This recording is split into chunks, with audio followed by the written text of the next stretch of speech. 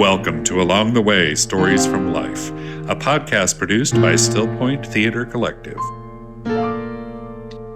Hi, I'm Bob Hart, and our guest today is a legend among teachers, a woman who helped raise a couple of generations of young people in the Kansas City area, and as their speech and forensics coach, instilled a bit of confidence in each and every one of them. I'm so delighted to welcome Sally Shipley.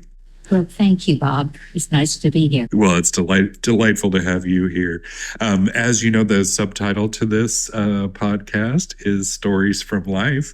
So we want to hear a little bit about yours. Can you tell me about your early life? Like where were you born and what was your childhood like? My life was really about kindness. I was born in Salina, Kansas, in a hospital, and I just really knew nothing but kindness. I didn't see some of the bad things that I see now as an adult. And that was great. I had wonderful parents, and I had an older sister, 3 years older than me, and dearly loved her. And she treated me as if I were her child. She was really good to me. And she has passed away. Oh, I'm sorry. I am too, because she was really wonderful. And what did your parents do? My dad was a farmer. And then when our farm wasn't very large, it's 80 acres, he decided that he'd better do that on the side. So he went to the county and was a road maintainer for several years. Then he decided that we should move to Salina and that he could get a better job. And so that's what we did. We moved to Salina, which I thought was just a tragedy. Why was that? Oh, because I was out on a farm near Culver, Kansas, and loved the people and loved all the neighbors and their animals. And, it was really a great friendship out there. That's great. Did you always know as a young girl that you wanted to be a teacher, or did you have another ambition at any point? Oh, yes. I always wanted to be a veterinarian. Oh, really? Okay. Never in the world thought I'd be a teacher, but it was a great choice. I'm glad that I got to be a teacher and meet the fine people, and especially in the students that I was fortunate to have. And what made you make that segue from veterinarian to teacher? I think realizing that I probably didn't have the background in my schooling, I would be behind as a veterinarian. And so I thought, maybe I could do this. I knew I liked kids, and I knew I liked people, and it was really a good choice for me. Oh, that's great. Now, were you a good student in school? Did you have a subject that challenged or frustrated you? Why, no. It's a thing that I probably didn't like at all was math and science. But I know I was a good student, and I really liked school, and I had classmates that I had for probably 17 years, the same classmates, and really liked them, thought of them as family. Have you had a chance to see them over the years at reunions? Oh, sure. And not only reunions, but also calling and talking and writing. So it's been great to be able to stay in touch with them. Oh, that's great. Now, where did you go to college, and what was that experience like for you? Well, I thought that I would probably go to K-State. That was a big dream. And when it got time to go to K-State, I didn't seem to have the money to do that. So I stayed in Salina and worked at a Dillon's grocery store. I was a checker. And so with that money, I could pay my tuition at Marymount College. It was an all-girls Catholic school. Mm-hmm. And had you been raised Catholic, or was that just a coincidence? That was just a coincidence. But I certainly enjoyed it and liked it, and went through the Catholic life, what we had to do to join the Catholic Church. And I really enjoyed learning about that because I had a lot of friends that were Catholic. But I didn't choose to do that. I choose to say a Presbyterian. Uh-huh. And so you said it was an all-girls school. Uh-huh. But I know something you just told me very recently was, we're going to get to hear to how you met your husband, Walt, but there was an engagement before Walt. Is that right? I didn't know you knew that. Well, you just told me that just recently. I never knew either. Was this in college? Yes. He was in town. He was going through things at the hospital, like x-ray technician and different things like that he was studying as he was staying there.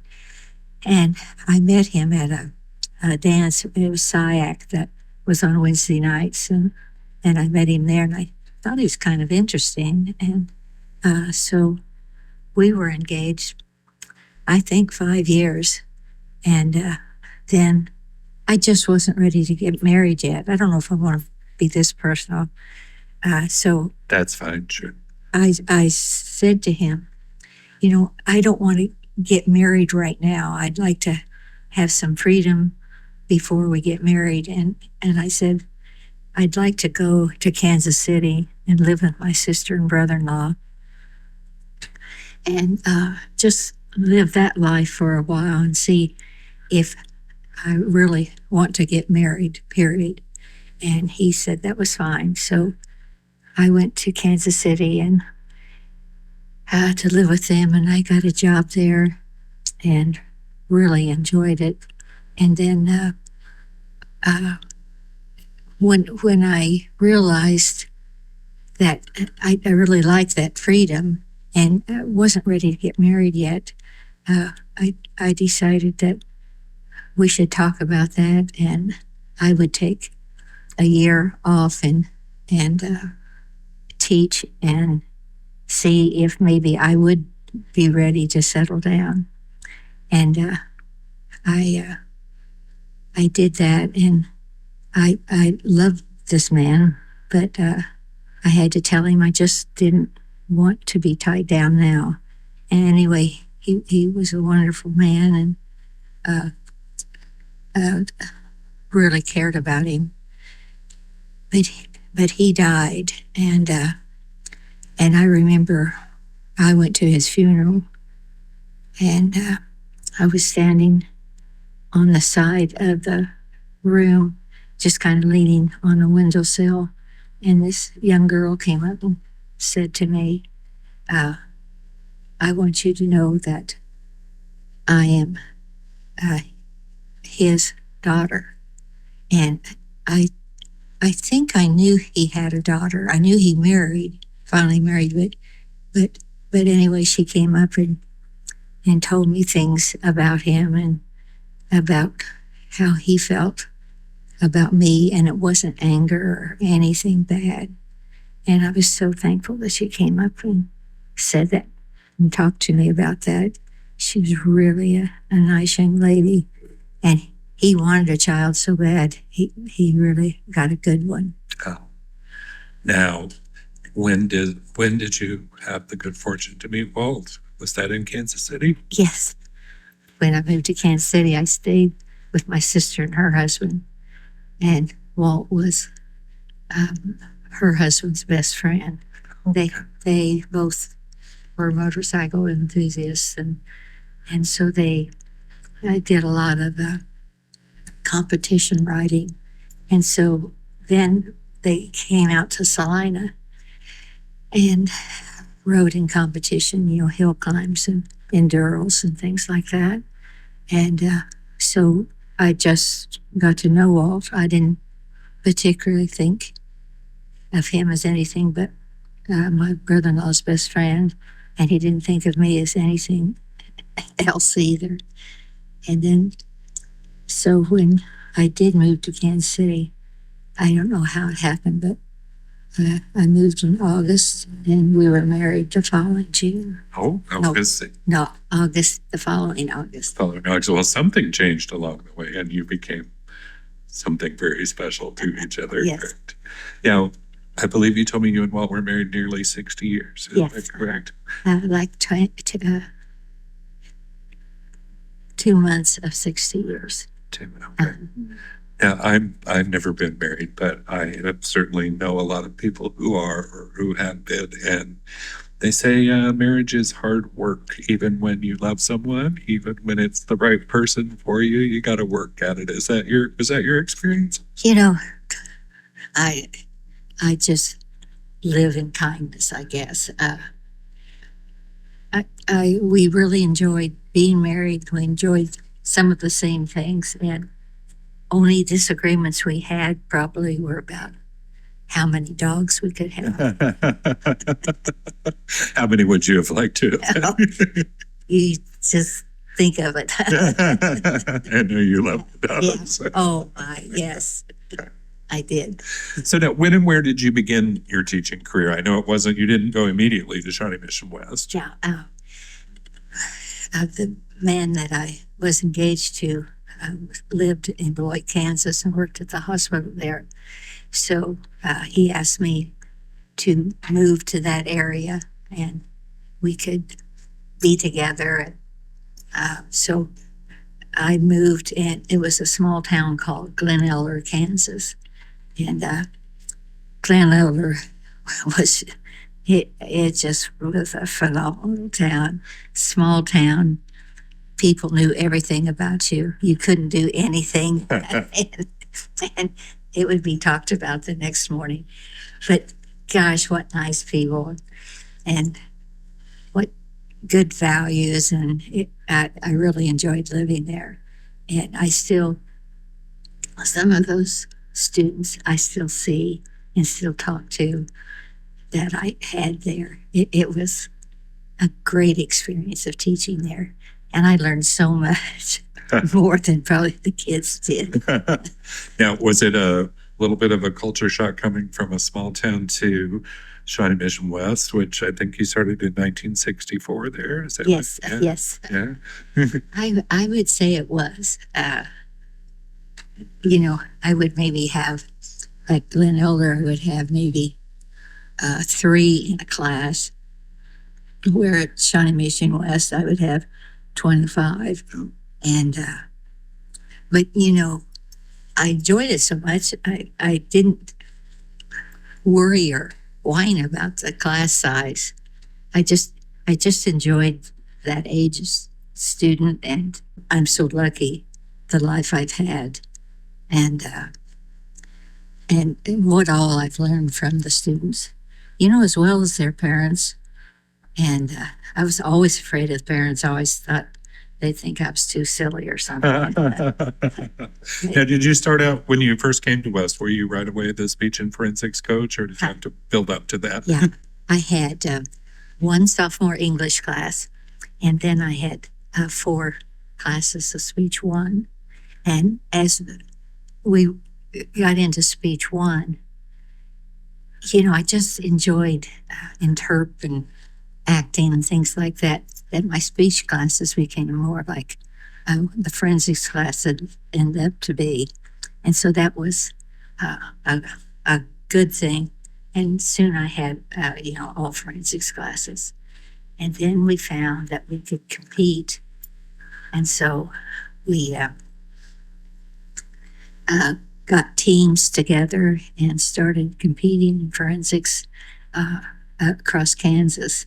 And it was really good. The kids enjoyed that, and I enjoyed it. I learned so much. There's so much literature that I still had to find. By being with that class, that's what happened. And so that was really fun for me. Then it got to be quite overpowering because I had so many that wanted to go. I had to find other teachers who would sponsor, or parents who would sponsor. And I just really liked that, and it was fun. The kids could see me in a different light too, out, not in the classroom. And I think we connected very well. Or anyway, I thought we could. I'm sure you did. Yes.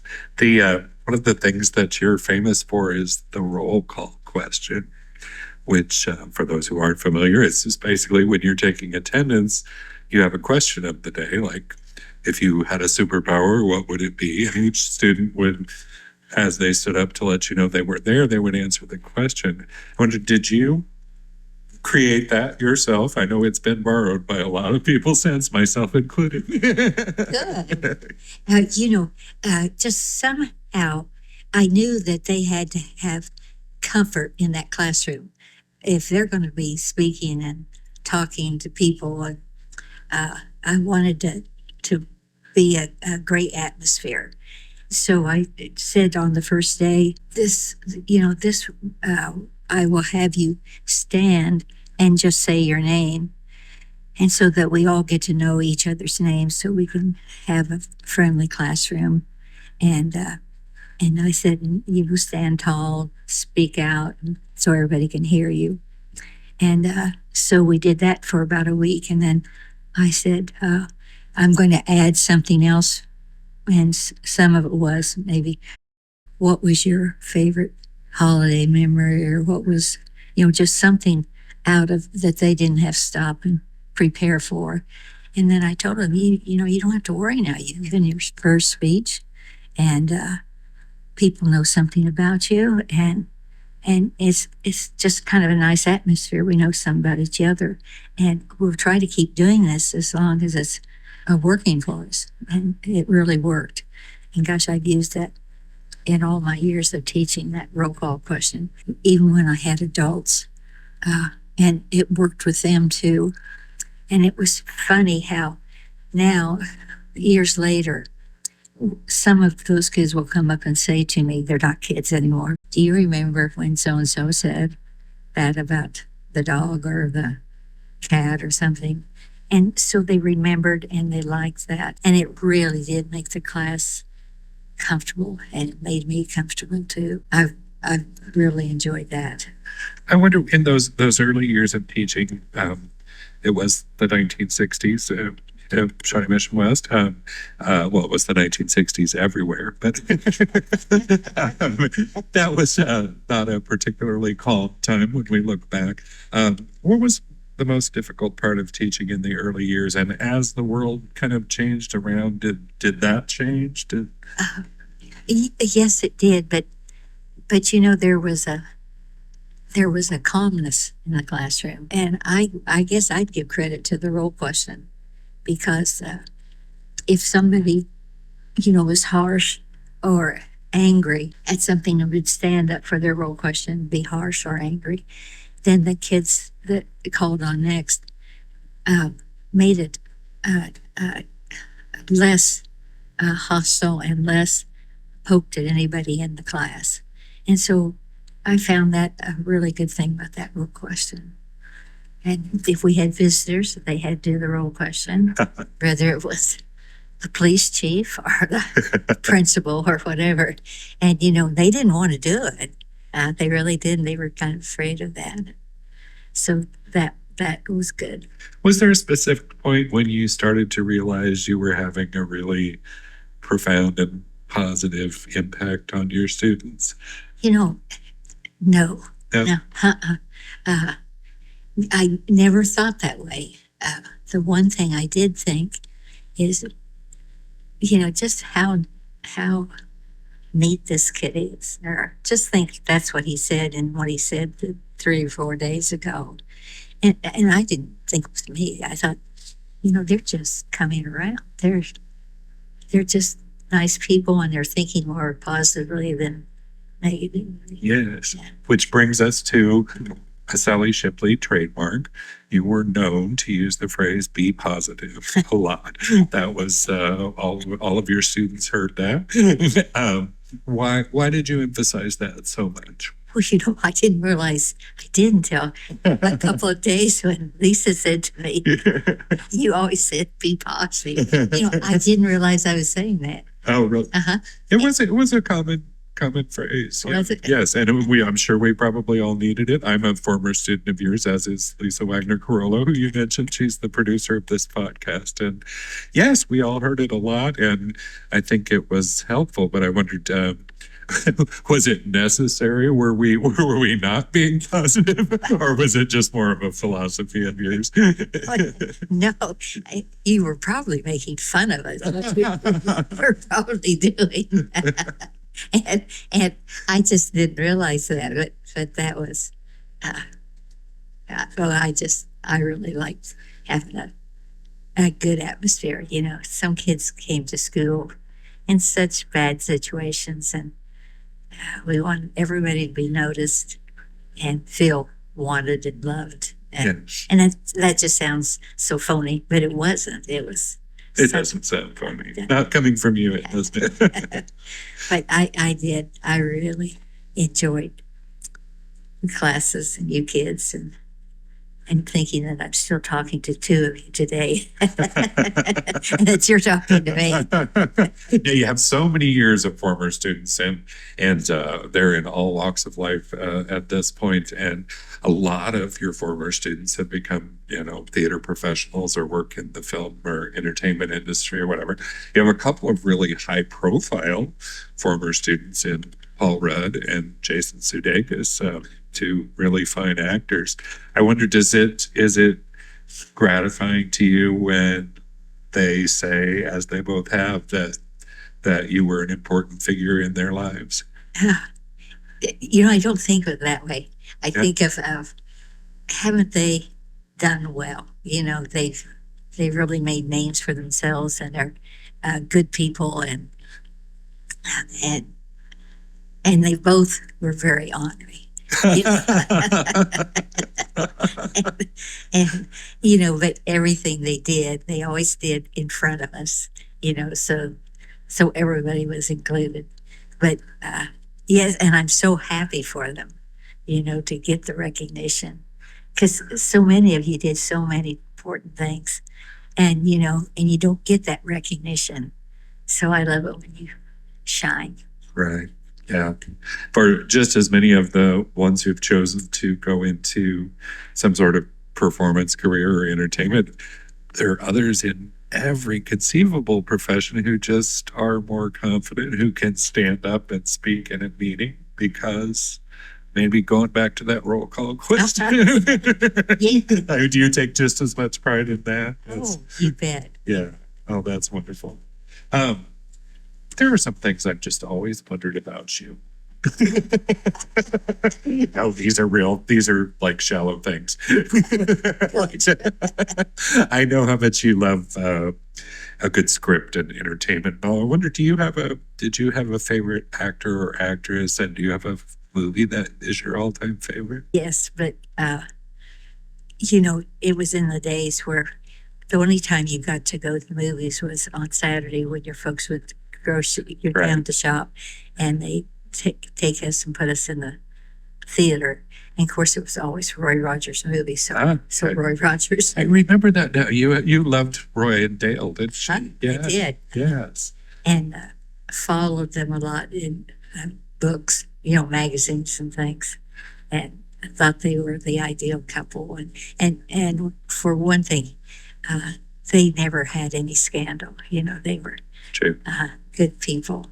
And so that's, I would say, were my favorites at first.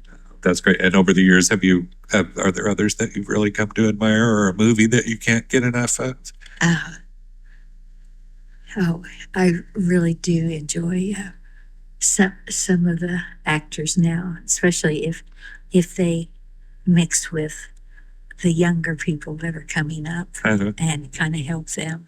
I'm trying to think of somebody that really inspires me right now. I can't think just off the top of my head. No problem. I won't pressure you. Okay, so you mentioned animals earlier, and I know that about you. I know you are a big animal person. If you had to pick your favorite, I'm assuming, but I don't want to put words in your mouth. The dog. Is the dog your favorite? Yes, but many others are very close by. Oh, okay. Well, do tell. Does this come from growing up on a farm? Oh, I'm sure it did. Yeah. because the dogs that brought the cows in and things, mother would let, come in and sleep either in the kitchen floor or on the porch that was closed. Did you say the cows? She would let the cows sleep on the kitchen floor? I assume I misheard. No,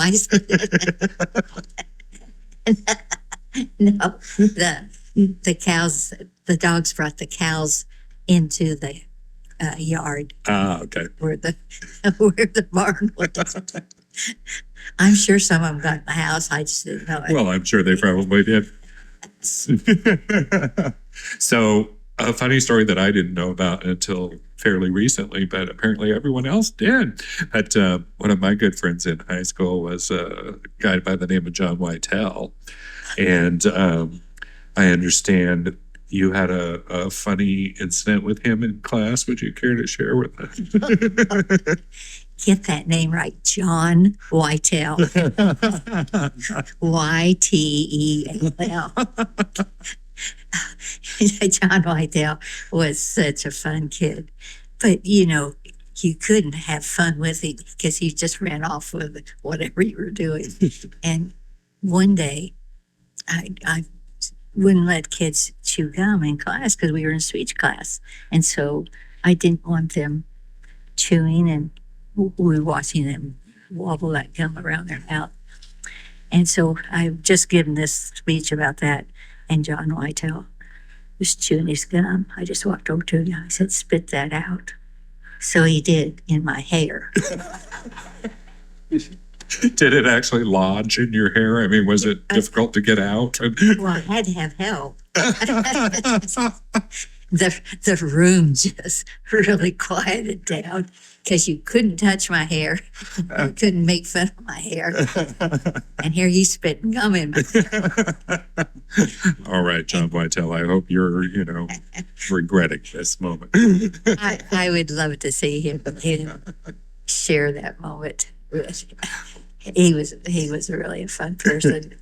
But people were scared because that hair was important to me. Oh, this is I can't believe I wrote this down as just a casual question in the midst because it's a big one. But what's the greatest lesson you think you've learned in your life? I think kindness. I really think that is. Yeah. Kindness touches everybody. And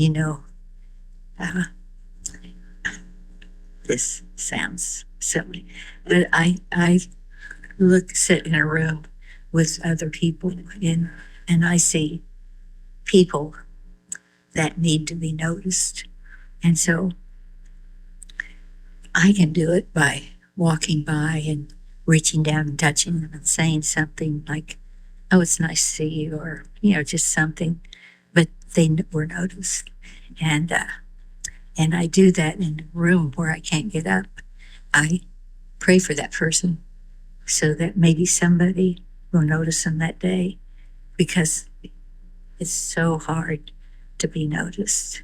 And if you're shy, and so I hope that helps. Yes. And I hope people will pass that on. Oh, I hope so. My dear late mother used to tell me a piece of advice she would always give was, if you're at a party or a gathering of some sort and there's a person looking left out, sitting off by themselves, I want you to be the one to go up and say something to them. And I always tried to follow that, although she could have added a part about boundaries, but but it was good advice, and I know it's the same thing that you're saying. Do you realize how beloved you are by all your former students? And what does that feel like? Is that uncomfortable, or does it give you some comfort? I'm uncomfortable talking about this. I just hope it's true that they do think that I helped them in some way, but I don't just accept it. Good. Okay. I think a lot of students, wherever they went to school, if they were fortunate, they had that teacher, that one that made a difference, that they talk about it, and you're that one for probably more than I can count. Thank you. Would you want to share a couple of your favorite memories from your life so far? One related to teaching, and maybe just one from your personal life away from school. Okay, the one from teaching. I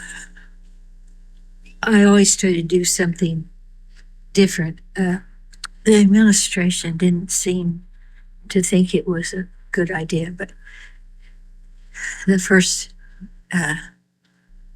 day of school, I took a class out and sat on the ground in a circle, and we talked about some things, went around the circle, and what administrator liked seeing a class sitting out in the grass.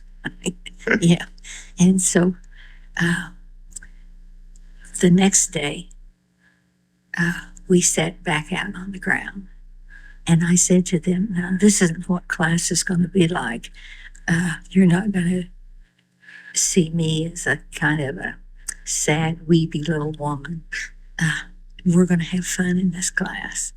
But I said, yesterday my dog died. And I said, I just couldn't be happy and positive. And they said, oh, and I said, but it's fine. So we'll have a better time in class after you know what today was. And the next day, we sat out on the ground again. The administrator still was standing at the window.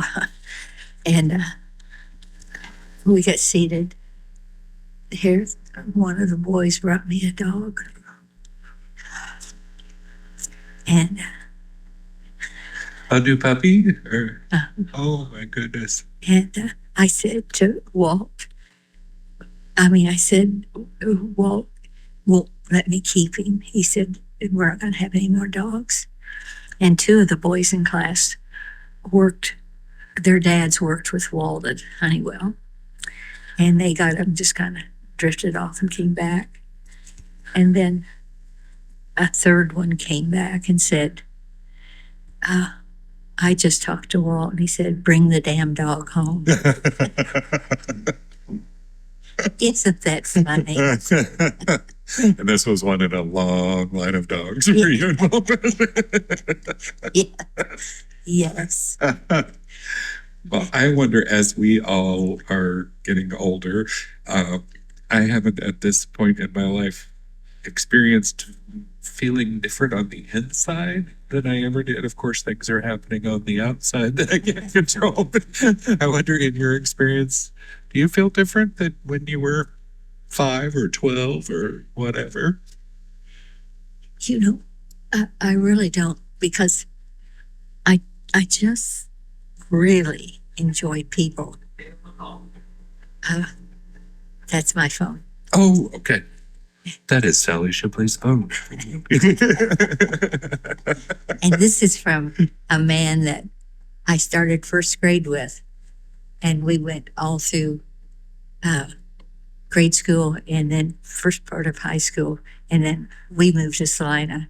But he's my age. I'm surprised he's even calling. So you have different ringtones so you know who it is. Yeah. Because they just announced it was Dale McCall.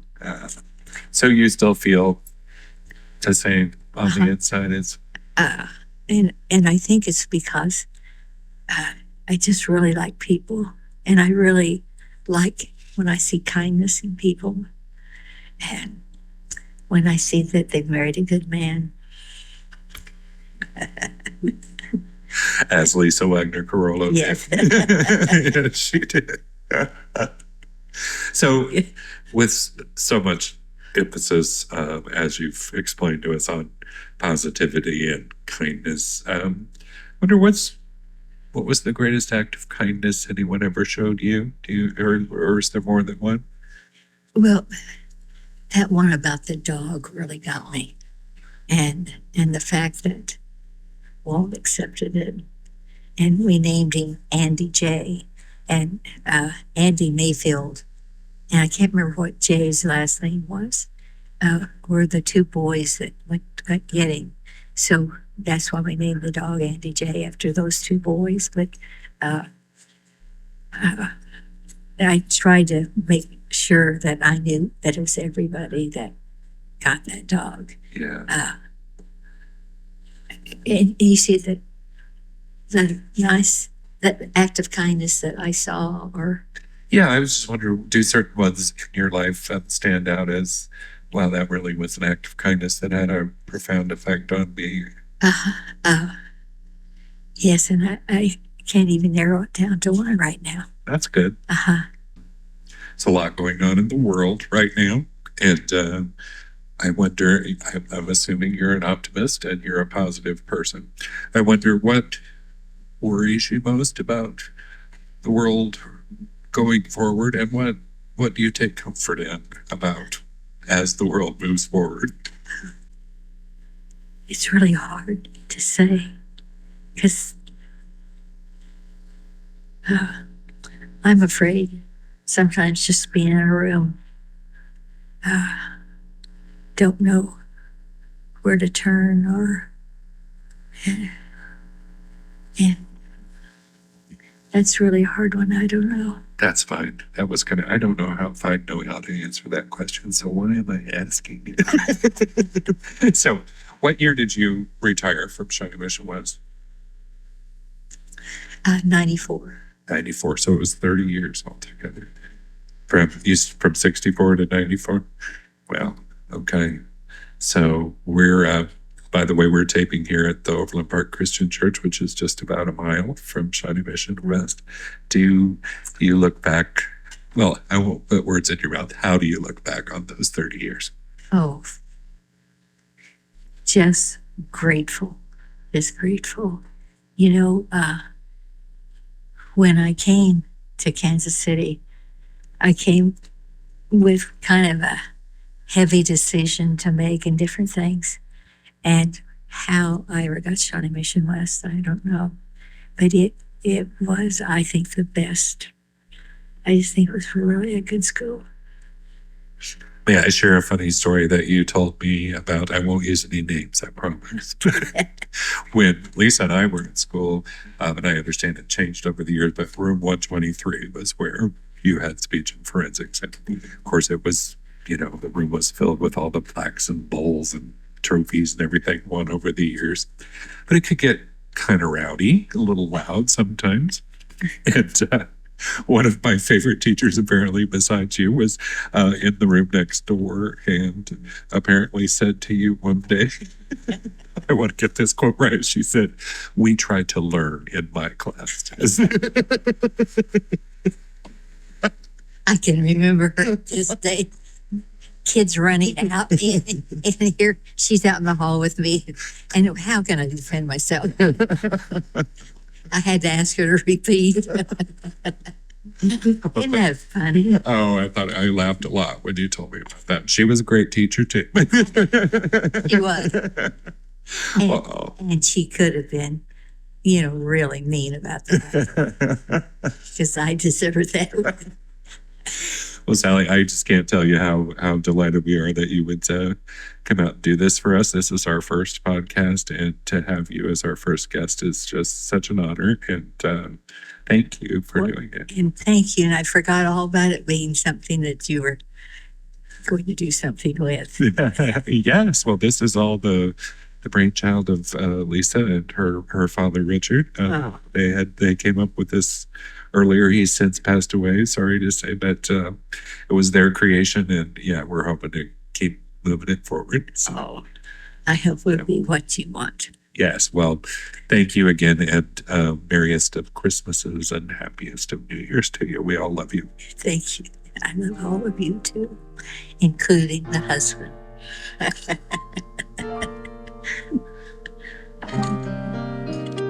You have been listening to Along the Way, Stories from Life, created by Richard Wagner and Lisa Wagner Carollo, and produced by Still Point Theater Collective. Engineer Chris Carollo, editor Traveler Chair, theme music by Charlie Brockman.